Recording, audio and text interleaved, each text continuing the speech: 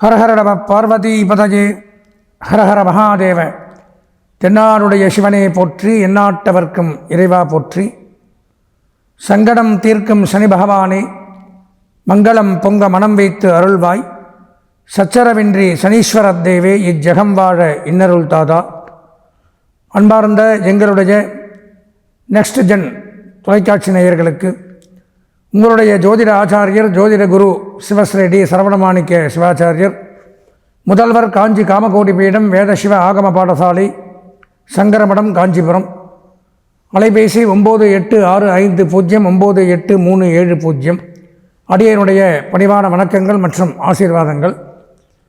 நாம் நமது next gen தொலைக்காட்சியின் வாயிலாக காண இருக்கக்கூடிய இந்த பதிவு அப்படின்னு பார்த்தீங்கன்னா, வருகின்ற 29/3/2025, அதாவது மார்ச் மாதம் 29ஆம் தேதி பங்குனி மாதம் 15ஆம் நாள் சனிக்கிழமையன்று சனி பகவானாகப்பட்டவர் கும்பம் ராசியிலிருந்து மீனம் ராசிக்கு பயிற்சியாகிறார்.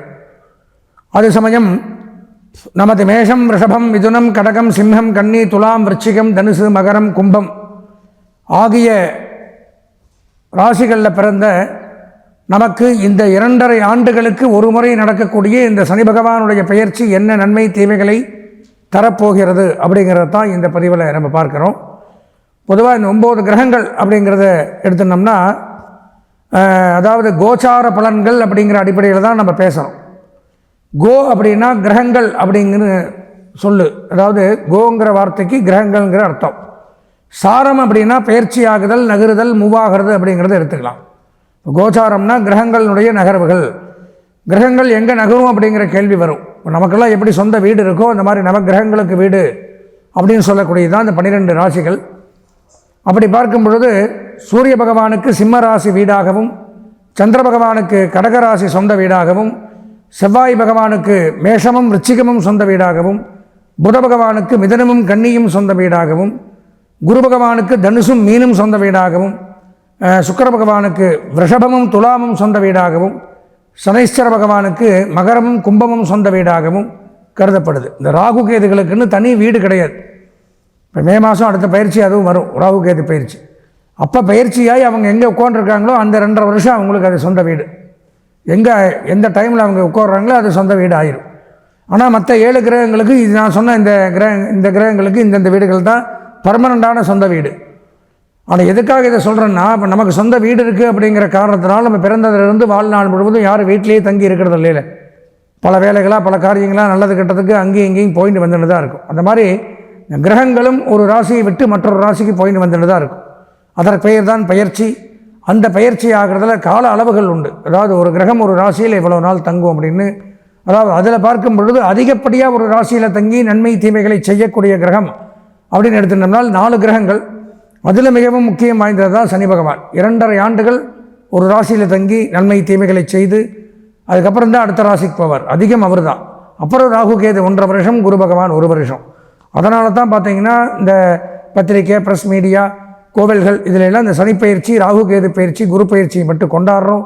இப்போ இந்த சனிப்பயிற்சி அப்படின்னு எடுத்தனால் 2.5 வருஷம் ஒரு ராசியில் தங்கிறதுனால மிகவும் முக்கியம் வாய்ந்ததாக கருதப்படுது. அதாவது அதிக நன்மையை கொடுத்தாலும் கொடுத்துருவார் சனி பகவான், அதிகமான தீமையை கொடுத்தாலும் சனி பகவான் கொடுப்பார். அவர் மாதிரி கொடுக்கறதுக்கு யாரும் இல்லை, கெடுக்கிறதுக்கு ஆள் இல்லை. அதனால தான் சனின்னா பயம் எல்லாருக்குமே.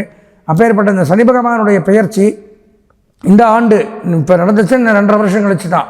இப்போ இந்த நடக்கக்கூடிய பயிற்சியின் மூலமாக எந்தெந்த ராசிகள் நன்மையை அடையுது, என்னென்ன ராசிகள் பரிகாரம் பண்ணிக்கொள்ள வேண்டிய ஒரு அமைப்பில் இருக்கும், கஷ்டங்கள் பட வேண்டிய அமைப்பில் இருக்கும் அப்படிங்கிறது தான் இந்த பதிவில் பார்க்குறோம். அதில் பார்க்கும் பொழுது இந்த பதிவை முழுமையாக நீங்கள் பார்த்து இதில் என்னென்ன நன்மை தீமைகள் இருக்குது அப்படிங்கிறத தெரிஞ்சுட்டு நீங்கள் உங்களுக்கு இந்த நிகழ்ச்சி பிடித்திருந்தால் எங்களுடைய சேனலை சப்ஸ்கிரைப் செய்து பெல் பட்டனை அழுத்தி மீண்டும் இது போன்ற நல்ல நிகழ்ச்சியெல்லாம் தொடர்ந்து பார்க்கணும்னு கேட்டுண்டு மேற்கொண்டு, அன்பார்ந்த எங்களுடைய உத்திராடம், திருவோணம், அவிட்டம் ஆகிய நட்சத்திரத்தில் பிறந்த மகர ராசி நேயர்களுக்கு வருகின்ற 29/3/2025 அன்றைய தினம் சனி பகவான் கும்பம் ராசியிலிருந்து மீனம் ராசிக்கு பயிற்சியாகிறார். அது சமயம் மகர ராசியான நமக்கு என்ன நன்மை தீமைகளை செய்யப்போகிறார் அப்படிங்கிறத பார்க்குறோம். மகர ராசி அப்படிங்கும் பொழுது இவ்வளோ நாளாக 7.5 சனியில் பீடிக்கப்பட்டு கடந்த 7.5 வருஷமாக பாவம் படாத பாடு, கெட்ட பெயர், அசிங்கம், அவமானம், கேவலம் எதில் போனாலும் கஷ்டங்கள், தொல்லைகள், வியாகுலங்கள், விபத்துக்கள். ஒரு நல்லது அப்படின்னு சொல்கிறதுக்கு மகர ராசிக்கு தகுதியே கிடையாது. அந்த மாதிரி இருந்த ஒரு நேரம் அப்படிங்கிறது முடியுது. ராசிநாதன் தன்னுடைய முழு பலத்தையும் உங்களுக்கு கொடுக்குறார். மகர ராசிக்கு அதிபதி சனி பகவான். அவர் இப்போ நல்ல நேரம், நான் சொன்னல முதல்லையே, 3ஆம் இடம், 6ஆம் இடம், 11ஆம் இடம், இந்த இடத்திற்கு மட்டும்தான் நல்லது பண்ணுறார். 3ஆம் இடமாகிய அவருடைய வீடே மகரம். அதுக்கு வரும்பொழுது அப்போ என்ன பண்ணுவார்? அதீதமான ஒரு நன்மையை கொடுப்பார். எதிர்பாராத ஒரு நன்மை. இவனா இப்படியா, இவன் இப்படி இவனுக்கு எப்படி இது கிடச்சிது அப்படின்னு ஒரு மிராக்கல், அதிசயம், ஆச்சரியப்படக்கூடிய அளவு ஒரு வேலை, ஒரு காரியம் அப்படிங்கிறத பண்ணுவார். மிக மிக சிறப்பான ஒரு பொற்காலம்னே சொல்லலாம். அப்பேற்பட்ட ஒரு நல்ல நேரம் அப்படிங்கிறது மகர ராசிக்கு வருது. கெடுதல் சொல்வதற்கு ஒன்றும் இல்லை. இந்த மகர ராசிக்கு பார்த்தீங்கன்னா புலிப்பாணி சித்தர், யவனேஸ்வரர், மௌண்டல்யர் அப்படிங்கிறவங்களாம் என்ன நல்லது சொல்லியிருக்காங்கிறத அப்படிங்கிறதையும் பார்க்கணும். ஸ்தானம், புதிதாக இடம் கிடைத்தல். புதிதாக ஒரு இடம் கிடைக்குமா நமக்குன்னு? வேலைக்காரன், இவர்களிலால் லாபம். நமக்கு ஏவல் ஆட்கள், நமக்கு வேலை செய்கிறதுக்கு 4 பேர் இருப்பானா கை கட்டின்னு, ஐயா சொல்லுங்கள், இவ்வளோ நாளாக நாம் அப்படி இருந்த இன்னொருத்தங்கிட்ட கடந்த 7.5 வருஷமாக. இப்போ அப்படியே மாறும். நமக்குன்னு ஒரு இடம், நமக்குன்னு ஒரு 10 பேர் பின்னாடி, அந்த மாதிரி அமைப்புகளை கொடுக்குறார். தனங்கள் அதிகரிக்கும். தனம்னா செல்வம், செல்வங்கள் அதிகரிக்கும். பொருளாதார உயர்வு ஏற்படும். வேலைக்காரன், பூமி, நாற்கால் பிராணிகள் புதுசாக வாங்கலாம் வீட்டில் வளர்க்குறதுக்கு. வேலைக்காரனை ஏவல் ஆட்களை வேலைக்கு வச்சுக்கலாம். பசுமாடு, கன்று, நாய், பூனை, ஆடு மாடுகள், இந்த மாதிரி நாற்கால் ஜந்துக்களை வாங்கி மகிழலாம். வீடு கிடைக்கும்.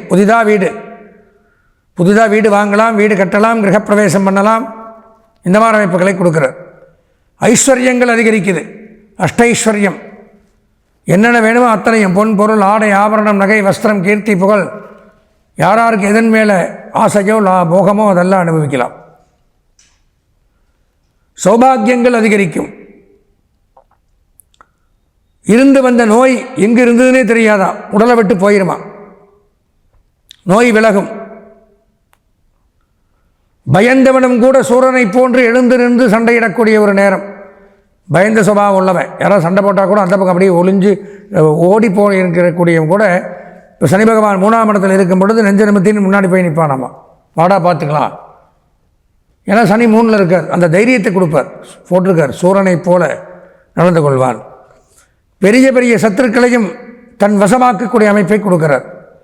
பெரிய பெரிய எதிரிகளை கூட தனக்கு கட்டுப்பட வச்சிடலாமா, அந்த மாதிரி அமைப்புகளை கொடுக்கிறார். மிகுந்த பயம் உள்ளவனும் கூட தனது சத்துருக்களை வென்று விடுவான். முதல்ல சொன்னல, ரொம்ப பயந்த சுபாவம் உள்ள உடையவன் கூட எப்படியாவது இது பண்ணி நான் எதிரியை வென்றுவானோ, அந்த மாதிரி அமைப்பு உண்டாகும். மரியாதை அதிகரிக்கும். சந்தோஷங்கள் அதிகரிக்கும். சௌபாகியங்கள் அதிகரிக்கும். நினைத்தவை யாவும் கைகூடும். நினைத்தவை நினைத்த வண்ணம் கைகூடும். அரசாங்க ஒத்துழைப்பு ஆக்கம் தரும். லாபம், நல்ல அதிர்ஷ்டம் உண்டாகும். லாபம் ஏற்படும். செய்தொழிலில் அதிகமான லாபங்கள் உண்டாகும். பல பேர் உதவி செய்வார்கள். நல்ல புத்தி உண்டாகும்.